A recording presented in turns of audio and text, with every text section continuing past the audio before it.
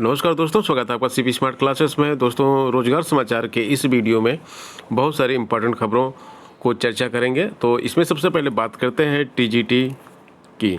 तो जो नई भर्ती टीजीटी की आने वाली है, करीब 20,000 पद इसमें आने वाले हैं। इसमें से बायोलॉजी को बाहर कर दिया गया है, हालांकि विज्ञान का आवेदन लिया जाएगा। तो ये बहुत ही सरप्राइजिंग न्यूज़ है टीजीटी बायो के छात्रों के लिए, क्योंकि 2016 में जो भर्ती आई थी उसमें 10,000 पद थे। पूरी भर्ती में 10,000 पद थे। जीव विज्ञान के 304 पद थे और वहीं पर विज्ञान के 1140 पद थे। ठीक है, तो भर्ती की समीक्षा के बाद 12 जुलाई 2018 को टीजीटी बायो की भर्ती को यह कहते हुए निरस्त कर दी गई थी कि यह विषय हाई स्कूल स्तर पर अलग से नहीं पढ़ाया जाता है, इसलिए औचित्य नहीं है। बाद में कोर्ट के उस आदेश पर इस भर्ती में बायो की परीक्षा कराने का आदेश हुआ, जो कि अभी तक नहीं हो पाया है और आयोग को यह परीक्षा करवानी है। तो इस बार जब नई भर्ती निकाली जा रही है, और ये नई भर्ती आएगी कब तक, टीजीटी और पीजीटी की सितंबर के दूसरे सप्ताह तक ये संभावित है। पहली बात तो ये है कि सितंबर के दूसरे सप्ताह तक ये भर्ती आ जाएगी। इस भर्ती में हाई स्कूल स्तर पर टीजीटी बायो को बाहर कर दिया गया है और यही बोला गया है कि हाई स्कूल में यह विषय अलग से नहीं पढ़ाया जाता है। साइंस पढ़ाया जाता है, तो साइंस की टीचरों की भर्ती हो रही है। अब आप देख लीजिए, यहाँ पर 1140 पद पिछली बार थे 10,000 की भर्ती में, तो साइंस के इस बार कम से कम आप 20,000 की भर्ती में 2,000 पदों का अनुमान लगा कर रखिए कि साइंस के 2,000 पद आएंगे। अब बात करते हैं यहाँ पे 67,000 जो अभ्यर्थी हैं टीजीटी बायो 304 पदों के लिए जिन्होंने अप्लाई किया था, वो अभी भटक रहे हैं और इसकी लिखित परीक्षा कराने का भरोसा दिलाया गया है इनको, लेकिन ये लिखित परीक्षा भी हो नहीं। दोस्तों, पीसीएस प्री 2020 में जो छात्र बैठ रहे हैं, उनमें से निःशुल्क कोचिंग की व्यवस्था कुछ आईएएस और आईपीएस अधिकारी कराते हैं उत्तर प्रदेश के इलाहाबाद में। तो ये पहले भी न्यूज़ आपको दी जा चुकी है। इसमें प्रेम प्रकाश जी हैं, अपर पुलिस महानिदेशक, अपर पुलिस महानिरीक्षक डीके ठाकुर, आईएएस राजन शुक्ला, एसपी क्राइम आशुतोष मिश्रा। तो ये सारे लोग मिलकर जो है एक कोचिंग को ऑर्गेनाइज कराते हैं उन छात्रों के लिए जो परीक्षा में बैठ रहे होते हैं, और ये बिल्कुल निःशुल्क होती है। तो इस बार थोड़ा सा कोविड-19 के चक्कर में ये सारी चीज़ें हो नहीं पाई, लेकिन अभी ये व्हाट्सएप नंबर जारी किया गया है। इस व्हाट्सएप नंबर पर आप अपना आवेदन भेज सकते हैं और प्रैक्टिस बैच की शुरुआत होगी। प्रैक्टिस करवाया जाएगा आपका, और इसके लिए किसी भी प्रकार का आपसे कोई शुल्क नहीं लिया जाएगा। तो जो इच्छुक लोग हैं वो इस नंबर पर व्हाट्सएप कर सकते हैं। संस्कृत प्रवक्ता चयन में उत्तर को सही करने का आदेश दिया गया है। इलाहाबाद हाई कोर्ट ने संस्कृत प्रवक्ता चयन परीक्षा के विवादित प्रश्न के उत्तर को सुधारने का निर्देश दिया है। कोर्ट ने माध्यमिक शिक्षा सेवा चयन बोर्ड से 10 सितंबर के पहले इस प्रश्न उत्तर को सुधार कर नई उत्तर कुंजी जारी करने का आदेश दिया है। यह आदेश न्यायमूर्ति पंकज भाटिया ने प्रवीण कुमार तिवारी व 11 अन्य की याचिका पर अधिवक्ता हौसला प्रसाद मिश्र को सुनकर याचिका निस्तारित करते हुए दिया है। संस्कृत भर्ती 2016 में एक प्रश्न के उत्तर पर आपत्ति है। प्रश्न था, ग्राम गच्छण इस प्रतिशत में तृणम पद में द्वितीय विभक्ति किस सूत्र से होगी। चयन बोर्ड ने इस प्रश्न का उत्तर माना है यथायुक्तम चानिशतम, जबकि अभ्यर्थियों का कहना है कि इस प्रश्न का उत्तर कर्माणि द्वितीय होगा। तो इस प्रश्न को अब सही किया जाएगा और उसके बाद उत्तर कुंजी जारी की जाएगी।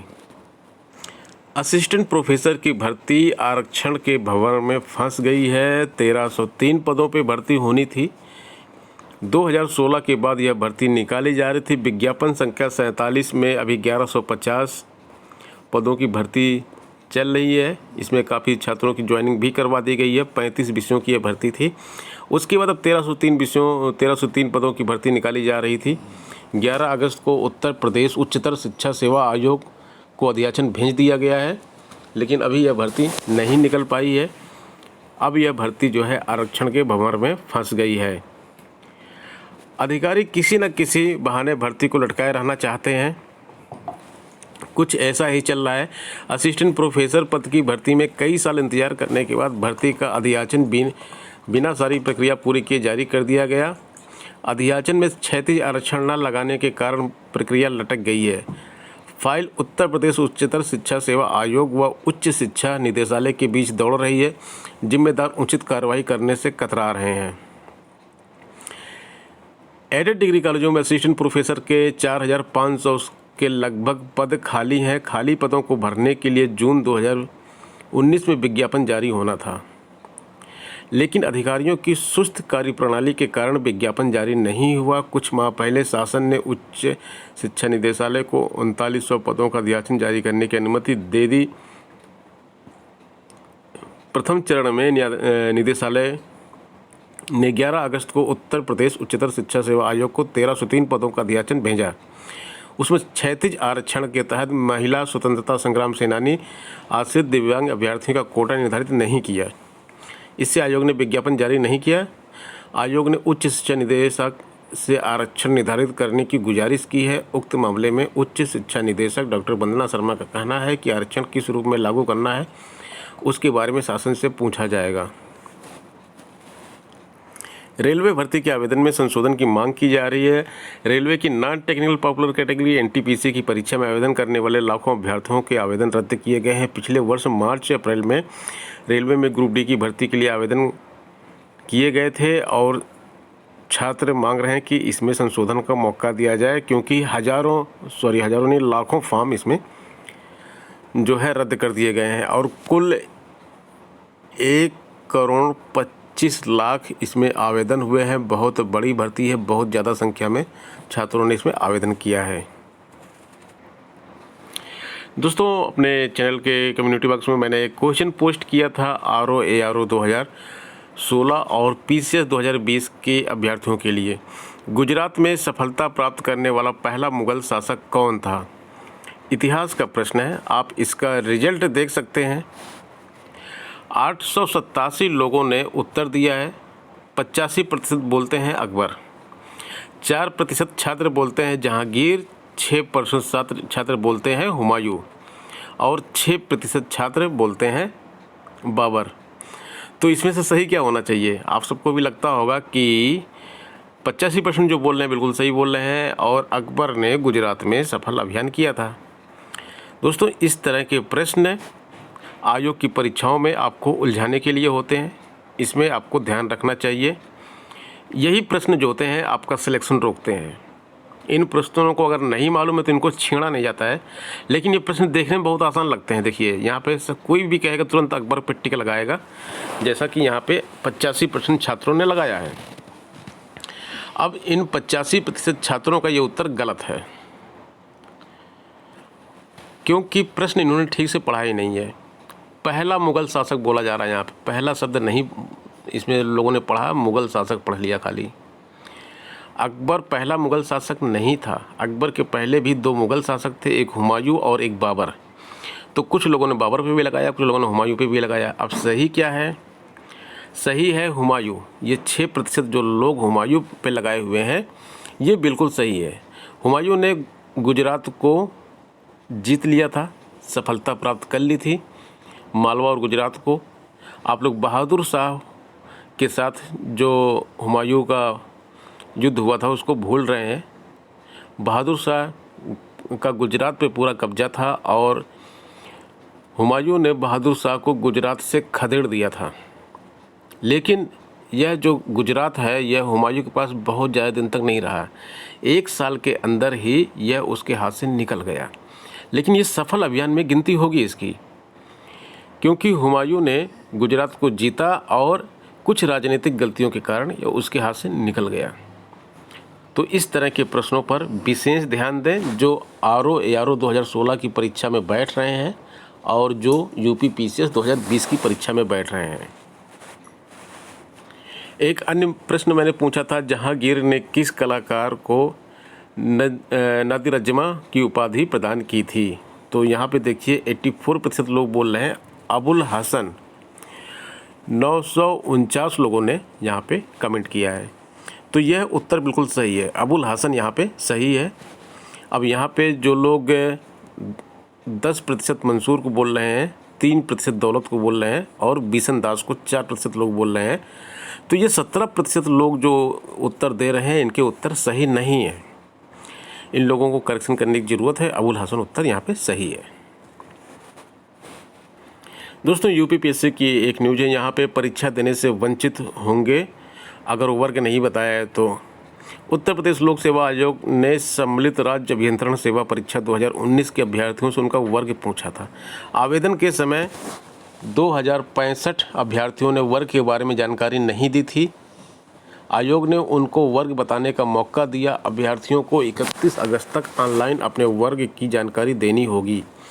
इसके बाद भी जानकारी न देने वाले परीक्षा देने से वंचित कर दिया जाएगा। उक्त भर्ती परीक्षा 1 नवंबर को प्रस्तावित है। अभ्यर्थियों को बताना होगा कि वह civil, electrical, mechanical, chemical, industrial व एग्रीकल्चर में से किस में चयन चाहते हैं। तो जो ये ब्रांच दी गई हैं, civil, mechanical, electrical, chemical, industrial व एग्रीकल्चर, इन ब्रांच के लिए भर्ती निकाली गई थी और इसमें छात्रों को बताना है कि किस में चयन चाहते हैं। बहुत से छात्रों ने नहीं बताया है। तो अब ये जो मैसेज दिया गया है ये लास्ट मैसेज है। इसके बाद अगर इसमें नहीं बता पाएंगे तो परीक्षा में बैठ नहीं पाएंगे। जिस ब्रांच से आपने इंजीनियरिंग की है उसी ब्रांच को बताना है इसमें आपके 30 अगस्त तक। प्रवक्ता के साक्षात्कार में नेट का दे दिया भारांक। तो यहाँ पे जो न्यूज़ है ये उत्तर प्रदेश माध्यमिक शिक्षा सेवा चयन बोर्ड की है। एक अभ्यर्थी को पीएचडी पूरी नहीं होने के बावजूद साक्षात्कार में नेट राष्ट्रीय पात्रता परीक्षा के 10 अंक का भारांक देकर प्रवक्ता भूगोल के पद पर अंतिम चयन कर दिया गया है। हमीरपुर के एक इंटर कॉलेज में प्रवक्ता का चयन होने पर यह मामला सामने आया। अभी तक चयन बोर्ड की ओर से पीएचडी में भारांक देने का नियम रहा है। नेट के बदले अंक देने का कोई नियम नहीं रहा। हमीरपुर के इंटर कॉलेज में चयनित एक प्रवक्ता को बिना पीएचडी के भारांक दे दिया गया है। इसकी शिकायत जब डॉक्टर अनूप सिंह ने चयन बोर्ड से की तो वहां से उन्हें कोई जवाब नहीं मिला। इस पर उन्होंने आज ही RS पोर्टल पर शिकायत की तो हमीरपुर के जिला विद्यालय निरीक्षक श्याम सरोज वर्मा ने यूपी बोर्ड क्षेत्रीय कार्यालय के अपर सचिव को भेजी रिपोर्ट में स्पष्ट किया कि भूगोल के पद पर चुने गए प्रवक्ता को पीएचडी के अंक नहीं दिए गए हैं। चयन बोर्ड की ओर से उन्हें नेट के नंबर दिए गए हैं। बाद में जिला विद्यालय निरीक्षक ने शिकायतकर्ता डॉक्टर अनूप सिंह को भेजे जवाब में कहा कि उनकी शिकायत पोषणीय नहीं होने के चलते उसे निरस्त किया जाता है। चयन बोर्ड ने किस आधार पर नेट अर्हता वाले अभ्यर्थी को 10 अंक का भारांक दिया, इस बारे में चयन बोर्ड का कोई अधिकारी बोलने को तैयार नहीं है।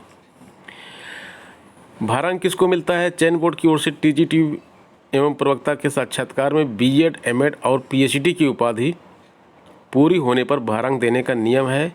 इसके अतिरिक्त किसी दूसरी अर्हता पर अभ्यर्थी को भारांक देने का कोई नियम नहीं है, लेकिन यहाँ पर नेट पर भारांक दिया गया है। पहले पीएचडी पे माना जा रहा था ये भारांक दिया गया, लेकिन बाद में पता चला कि नेट पे भारांक दिया गया, तो ये गलत है। दोस्तों, परीक्षाओं के विरोध में काली पट्टी बांधकर मानव श्रृंखला बनाकर प्रदर्शन किया है और परीक्षा के विरोध में भूख हड़ताल भी जारी रखी है। तो जो ये परीक्षाएं कराने का जो छात्र विरोध कर रहे हैं वो चाहते हैं कि जेईई और नीट की परीक्षा को स्थगित किया जाए। सांकेतिक प्रदर्शन चल रहा है। समाजवादी छात्र सभा के जिला अध्यक्ष अखिलेश गुप्ता ने कहा कि वैश्विक महामारी में कोई भी परीक्षा कराना अनैतिक है और छात्रों की जान से खिलवाड़ है। युवजन सभा के जिला अध्यक्ष संदीप यादव ने कहा कि समाजवादी पार्टी छात्रों की जान की सुरक्षा के प्रति प्रतिबद्ध है। तो ये सारी चीज़ें हो रही हैं। परीक्षा को रोकने के कई तरह के प्रयास किए जा रहे हैं, राजनीतिक प्रयास भी किए जा रहे हैं, छात्रों का भी प्रयास किया जारी है।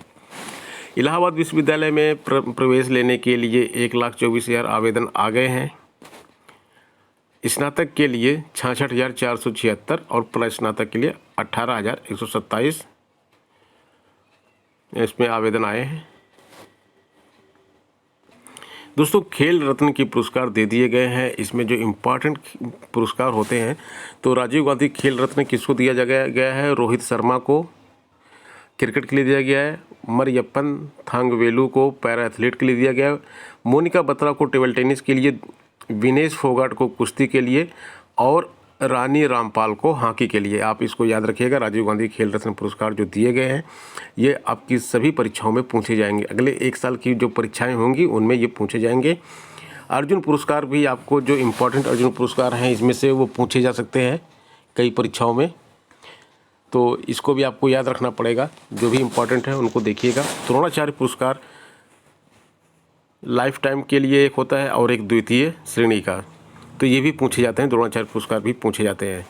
सबसे इम्पोर्टेंट राजीव गांधी खेल रत्न पुरस्कार होते हैं, फिर द्रोणाचार्य होते हैं, फिर अर्जुन पुरस्कार होते हैं। कोई ना कोई एक प्रश्न आपकी परीक्षाओं में मिलेंगे इसमें से, तो इसको याद रखना होगा आपको और इसको रट लीजिए। जो इम्पॉर्टेंट हैं अर्जुन पुरस्कार उनको भी याद करिए। तो दोस्तों, ये थी आज की अपडेट और प्रमुख खबरें। मिलते हैं नेक्स्ट वीडियो में नई अपडेट और नई खबरों के साथ। धन्यवाद।